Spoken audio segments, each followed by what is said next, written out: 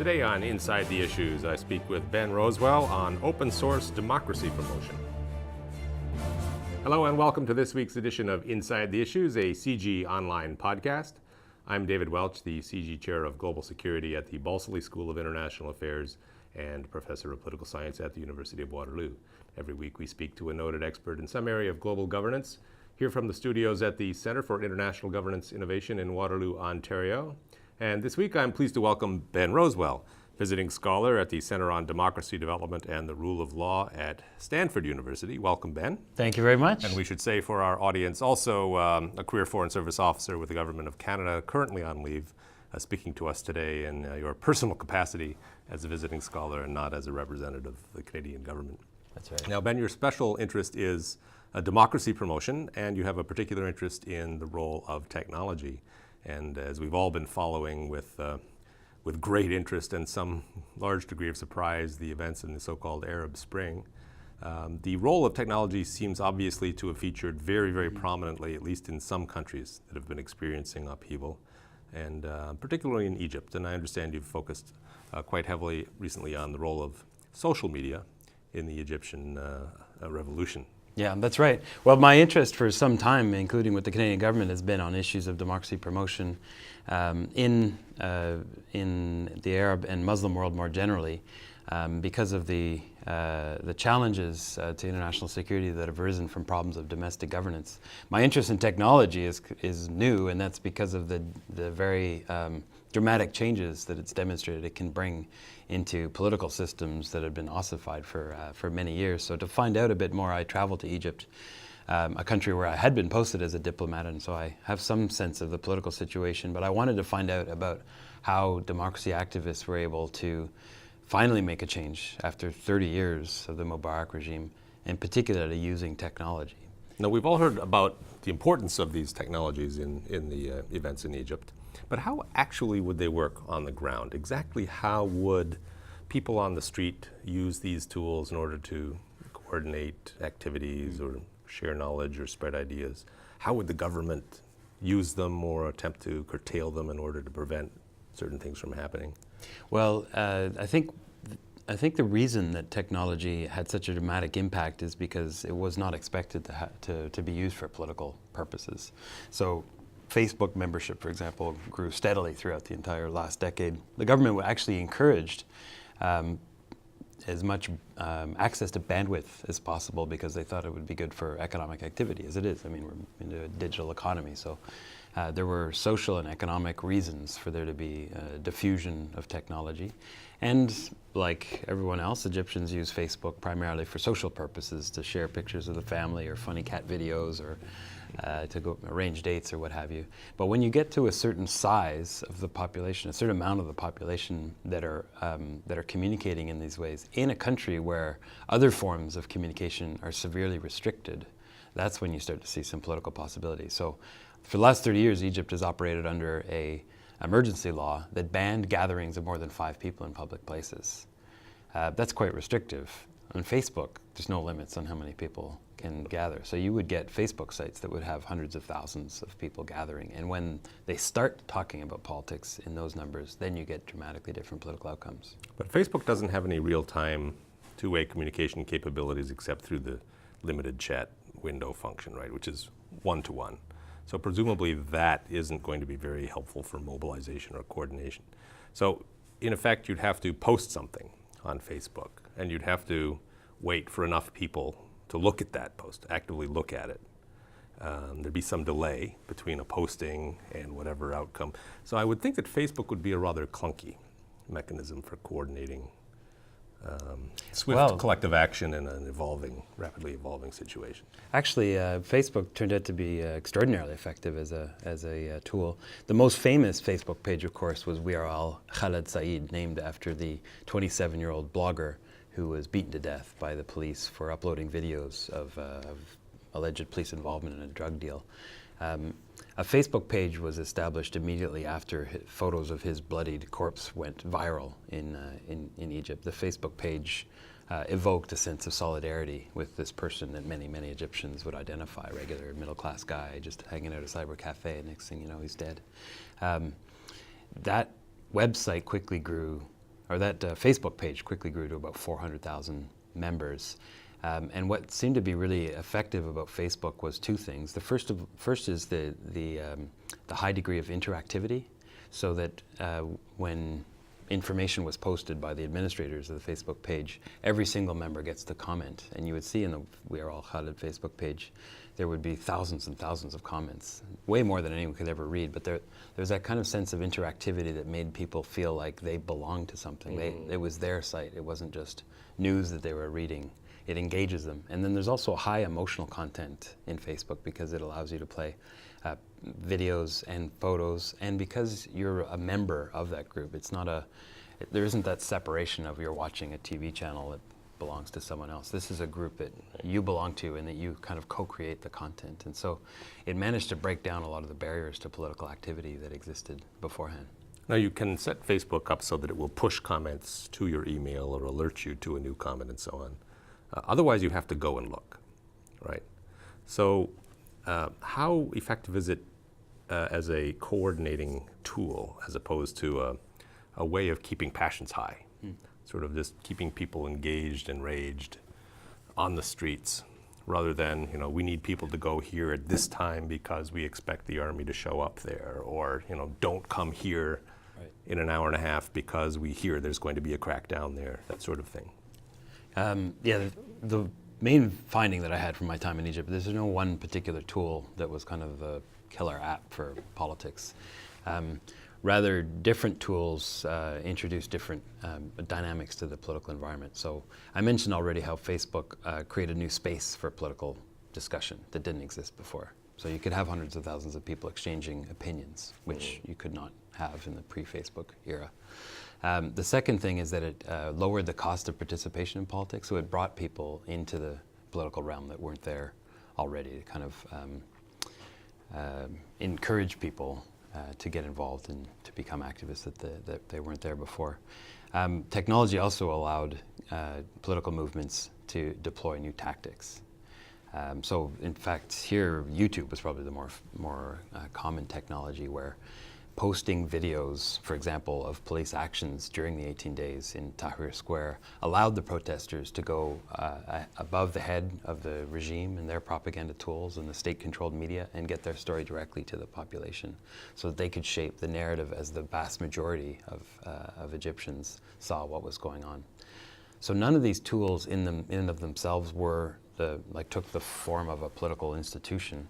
The activists themselves had political strategies, and they used these just as tools to broaden their impact in bringing people in and motivating them to get out to the street. It's still a fundamentally political activity that they're engaging in with these new tools. And do you have a sense of how much of the value of these tools was making sure that the internal story got out internationally, and how much was making sure people in Egypt continued to be focused, inflamed? Well, one of the interesting things, of course, is with social media technology, it blurs the divisions between the domestic and the international. So you would have people outside of Egypt that were relaying information back into Egypt, and it meant that you could mobilize a much wider set of people. So there were a lot of Egyptians living outside of Egypt, of which there are millions or tens of millions, who were active participants in what was happening in Tahrir Square, thanks to the technology. All right.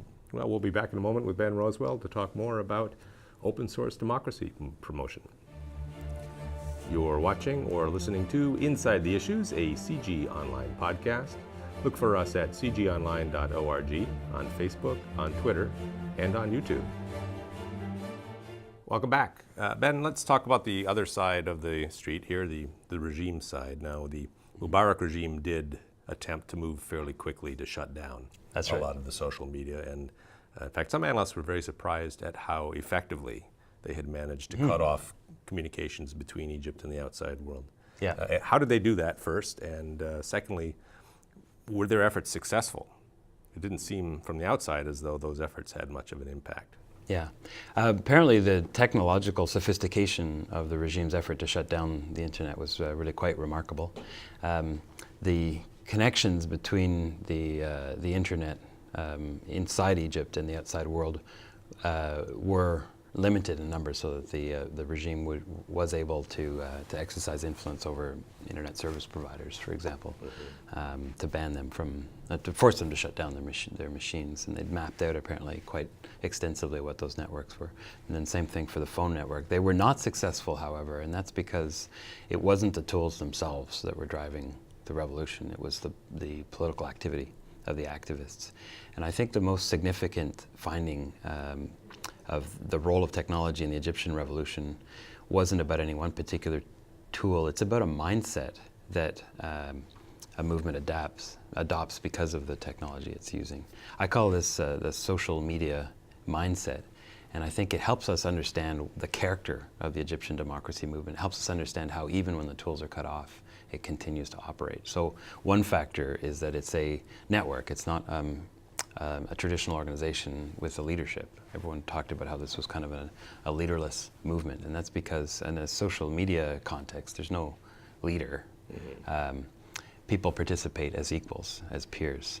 And is that empowering? Would people experience a personal sense of empowerment as a result of that, or would it yeah. There's be a sense, confusing? For one thing, there's a sense of equality that everyone who's a member of a Facebook page is a member, in an equal capacity. You can't be like I'm not more of a member of that one Facebook page than you are. We're both equal, and we both have the same ability to post content. There's also a sense of collective ownership, and what we saw with the dynamic in Tahrir Square is that people felt like this was their movement. And you still see that now. You talk to Egyptians, they say, this was our revolution, it won't be taken away from us. That, I think, also comes with that social media mindset. And then the third dynamic that's striking about this is a real desire to document, to be completely transparent and on the record for everything. That's something that's quite natural to the sort of digital natives in their teens now, and maybe their early 20s. A little bit less natural for people like me in their 40s. Don't know how old you are, but anyway, we tend to have a higher sense of privacy that, the details of our lives are not meant to be on the internet. Younger people don't have that kind of hesitation, and what we saw with the Egyptian democracy movement, they don't have that hesitation. They want everything to be out in the public space. So when the regime shut down the internet, some of those habits of operating as a network, of being completely open with sharing information, and a strong sense of collective ownership allowed the Egyptian democracy movement to continue, and actually even to thrive.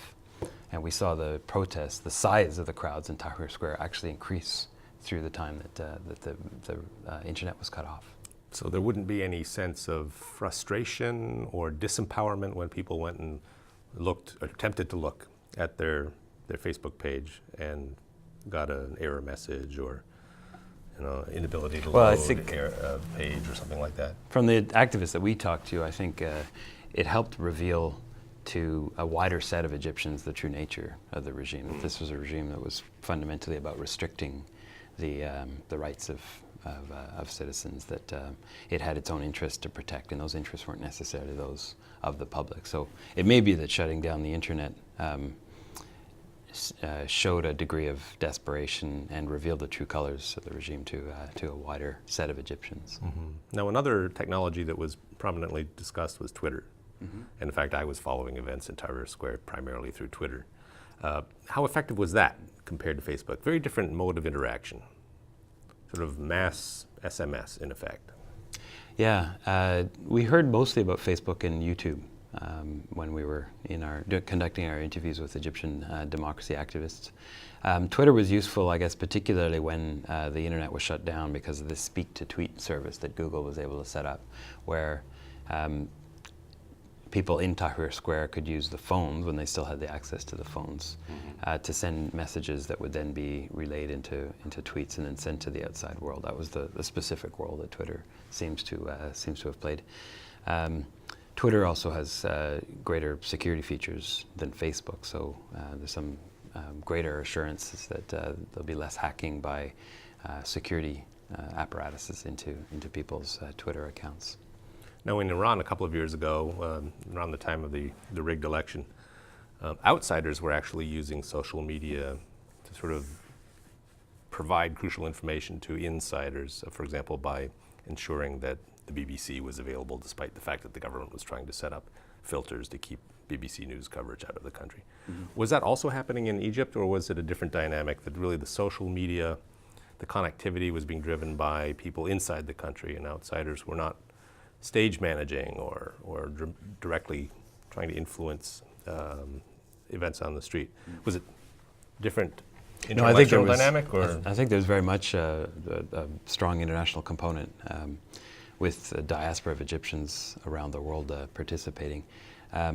Their role becomes more necessary in highly repressive systems. So as the Egyptian security institutions started to retreat from this space, it may not have been as necessary as it was in Iran, where the Iranian security institutions were quite assertive in trying to keep a lid on things in the Green Revolution in 2009. But I think that's one of the dynamics that's promising about technology, is that these political movements that use social media are inherently open to the world. They're sharing information with the world, and others are welcome to participate in them as long as they're participating on the same basis of peers in a network, as opposed to in any kind of hierarchical or leadership position. And that's where I think there gets to be some really interesting opportunities for outsiders that want to contribute to democratization processes in countries like Egypt. Normatively, the inverse of the kinds of regimes they're trying to do battle with. We'll be back in a moment with Ben Rowswell to talk more about open source democracy promotion. You're watching or listening to Inside the Issues, a CG Online podcast. Look for us at cgonline.org, on Facebook, on Twitter, and on YouTube. Welcome back. Ben, let's now talk about what outsiders can do proactively. If we're interested in promoting democracy, presumably we want to make the best possible use ourselves of available tools to assist people who want to achieve democracy in their own countries. So based on what we've experienced recently, what should we do differently? What worked well? What didn't work well? What kinds of tools do we need now? How do we get them in the right hands and deploy them effectively? Well, there have been a number of really serious limitations to our efforts to do democracy promotion in countries in the Arab world or Muslim world, or really in other countries more generally. When you have democracy promotion that's based on the assumption that there are institutions that work in established democracies, and those institutions just need to be replicated in other contexts, you see a tremendous amount of resistance, and also assumptions that just aren't borne out. And so a lot of the criticism of democracy promotion over the last 10 years or so is that we can't export democracy, and that's true. We can't take the Canadian Parliament and just reproduce it in Cairo and hope that that's going to work. The promise of technology is that it allows us to focus on just sharing tools and not institutions. Tools so that Egyptians, in this case, can build their own institutions. Democracy need to respond to whatever the local political realities are, and ultimately only Egyptians can build institutions that will work for them, that will protect the rights and that will balance the various interests at play in Egyptian society. So what we should be focusing is on not transplanting institutions, but by equipping Egyptian activists with tools to do that. Now, those tools could be either technological, or they could be the tools, the skill sets that are necessary in order to organize political parties, or to found NGOs, or to advocate for human rights, or those sorts of things. Rather than identifying what the outcome should be, we should be thinking more about just helping Egyptians with the process. And promoting transparency, I suppose, is step one. Yeah, I think also we should be completely transparent with whatever we're doing, so that Egyptians can judge for themselves if they welcome the role that's coming from the international. This needs to be completely demand-driven. If there's no interest for democracy in Egypt, then we should not be promoting democracy. As it turns out, we saw in the last few months, there's a tremendous interest in democracy, but there's also a sense that we Egyptians have to do it ourselves. So don't come and tell us what kind of democracy we need in here. But if you've got tangible things that you can do that will help us confront some of the problems that we have, growing concerns about polarization between Christians and Muslims, or debates over the role of religion in Islam, which tend to be real touchstones of Egyptian politics. If you've got specific tools that help, role of women is one that gets quite a lot of attention outside of Egypt. I didn't come across many debates within Egypt. Oh, that's interesting. On that particular issue. Women played a very prominent role in Tahrir Square. Right. By the way, they're very Right. prominent in the democracy activists, in the community of democracy activists. And by some accounts, feeling a bit left out of the aftermath. If Egypt takes a turn for the more to a greater degree of religion in the laws of the country, then there certainly could be some concerns. Now, the internet is not a perfectly globalized thing. There are still national boundaries, as we saw, because the Egyptian government was able to shut down a significant portion of the flow in and out of the country. So I guess in the ideal world, there would be no national capability to filter or block or monitor so that you could have as full a flow of information as possible in and out of national boundaries. We're not there, but should we be attempting to promote that as outsiders? Or is that in some sense sort of invidious violation of principles of sovereignty? Well, I think the norms that already apply in international human rights law provide some guidance here, that there's norms about freedom of expression, about freedom of the press, which would apply whether we're talking about traditional media or new media, and those I think should guide our whatever policies we have about the access that citizens have to the internet. But let me make a distinction here about the role of governments and the role of private actors or of society to society linkages, because I think that's the other area of promise with what we've been seeing with technology and social media in Egypt. One of the other limitations on democracy promotion was the sense that this agenda was being advanced by governments such as ours, or the US government, or European governments that have other agendas as well. We are interested in democracy and human rights in these countries, but we also have security concerns, we have commercial concerns, other things that are all valid for governments like ours to have. Democracy promotion is ultimately not just about what states do, but it's also about the relationship between states and society. So technology allows other actors other than our national governments to be involved in the effort to bring democracy. And that helps us get away from some of the legitimacy questions about, whose business is it for Washington, D.C. to decide what should be happening on the streets of Cairo. But there are many U.S. Citizens, NGOs, researchers, tech firms that have tangible benefits that could be brought to help the Egyptian democracy movement. And same thing for Canada. Canadian researchers, NGOs, activists, our tech firms could also play a very positive role in helping Egyptians with some of the tools that they need to build democracy in their own country. Mm-hmm. In fact, Canada's at the center of one of the most effective international networks to promote open dialogue globally, the Open Net Initiative. And that's right.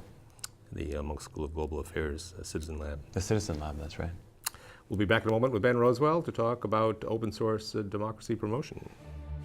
You're watching or listening to Inside the Issues, a CG Online podcast. Look for us at cgonline.org, on Facebook, on Twitter, and on YouTube. Welcome back. Ben, let's step back from Egypt just for a minute. And we've had quite a lot of experience in recent years with domestic upheaval and increasing amount of experience with the role of social media and how they play out in these upheavals. We've already spoken a bit about the Green Revolution in Iran. Events in Burma or Myanmar a few years ago had particularly close scrutiny because there was this penetration through social media and other things. Right. With Tunisia, now Syria as we speak, the Syrian drama is unfolding. It seems to be a mixed story as to whether social media and connectivity are empowering the people versus the government, or whether there's sort of a offsetting advantage that governments play by virtue of their capacity, for example, to shut down information infrastructure to some extent. So hard to say from the overall record that there's a clear pattern. This is always promoting democracy. Yeah. What's your thought on that? Well, I think the real story isn't so much what role social media or other technology is having on democracy in these countries. because the real story is what is the relationship between state and society in each of these nations. And every country has its own dynamic of relationship between those who hold power and those over whom it is held. So as different tools are introduced, that will tip the balance in one way or the other. We certainly have seen repressive regimes use social media and other technologies in order to make their repression more effective. I wouldn't actually limit this just to countries that are going through these kinds of upheavals. I think that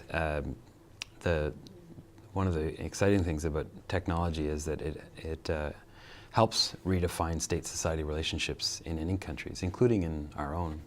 The reason that I've been calling this open source democracy promotion is that I think it could be completely reciprocal, that we may be seeing innovations in Egypt, for example, in the way that citizens organize themselves together and how they interact with the state, that could actually be replicated elsewhere. Now, they may be replicated in other Arab countries in the Arab Spring, but there's no reason why those wouldn't necessarily be replicated back in our own societies. One project that we're working with Egyptians is to crowdsource constitutional negotiations. So rather than just have a small group of 100 or 150 legal experts hole up in a room for 9 months or 12 months and come up with a constitutional text, why not open that process to thousands or tens of thousands or hundreds of thousands of citizens using wiki type of technologies? There's no reason, if we were able to build that tool for Egypt, why countries, even in established democracies, would not be able to use that tool. So it allows us, by focusing more on the tools and rather than the outcomes or the institutions that are being built, it allows this expertise to be shared in a much more reciprocal way, so that, for example, we may now be in a position where Egyptians will be teaching us more about democracy than we have to teach them. Wiki constitution writing is an intriguing concept. Has anybody experimented with this? Yeah, there has been some experiments. And does it work? Do people find their way to a happy medium? Or do they build in contradictions? Or do they just constantly go back and forth revising their entries and you get this stalemate? Relatively new. So there's one example in Iceland that we know of. There's one with the European Union. And then there's been a constitution for the government in exile of Burma that have all been using various types of crowdsourcing constitution. Some early conclusions of this is that you're not likely to get a very neat text in the way that you might with Wikipedia, because these are not technical issues that are being discussed. Mm-hmm. These are fundamentally different values that need to be balanced. So you're not necessarily going to get the neat text, but what you will see is engaging a much broader section of the population in the discussion. And sometimes you can see possibilities emerge that wouldn't have been obvious in the political debate. So for example, in Canada, our constitutional debates are always over, the status of Quebec in Canada, and that tends to be very polarizing between separatists and federalists, and then each poll kind of informs its own views.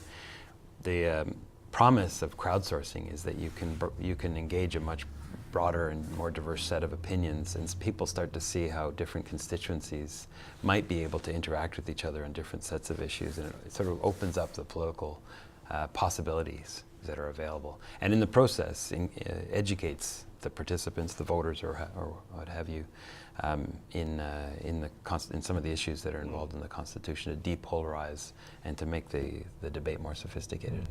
Is there a role here for global governance, or is sort of global governance of this sort of inherently antithetical to the idea of open source democracy promotion?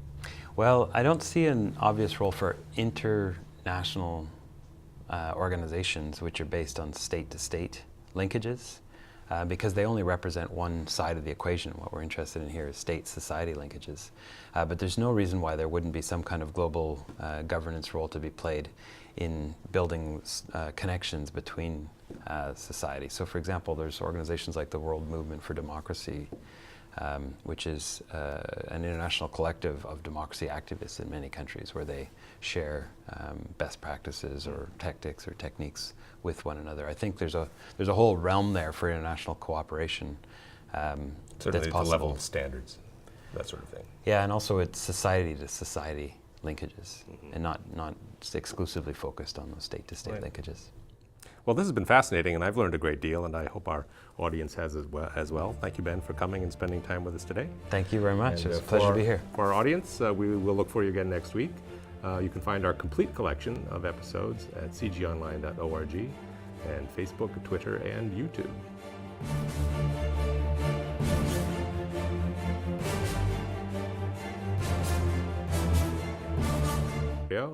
And this week I'm pleased to welcome Ben Rowswell, visiting scholar at the Center on Democracy Development and the Rule of Law at Stanford University. Welcome, Ben. Thank you very much. And we should say for our audience, also a career Foreign Service officer with the Government of Canada, currently on leave, speaking to us today in your personal capacity as a visiting scholar and not as a representative of the Canadian government.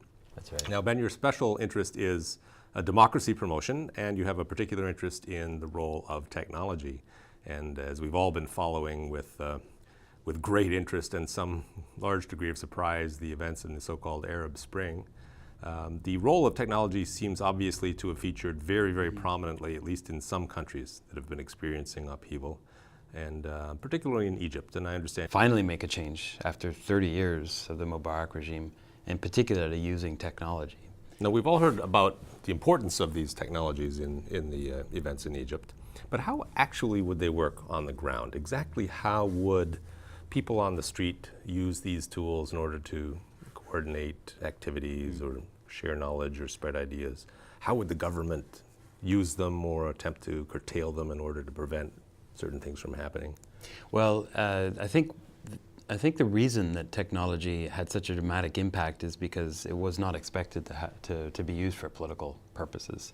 So Facebook membership, for example, grew steadily throughout the entire last decade. The government actually encouraged as much. And you've focused quite heavily recently on the role of social media in the Egyptian revolution. Yeah, that's right. Well, my interest for some time, including with the Canadian government, has been on issues of democracy promotion in the Arab and Muslim world more generally, because of the challenges to international security that have arisen from problems of domestic governance. My interest in technology is new, and that's because of the very dramatic changes that it's demonstrated it can bring into political systems that have been ossified for many years. So to find out a bit more, I traveled to Egypt, a country where I had been posted as a diplomat, and so I have some sense of the political situation, but I wanted to find out about how democracy activists were able to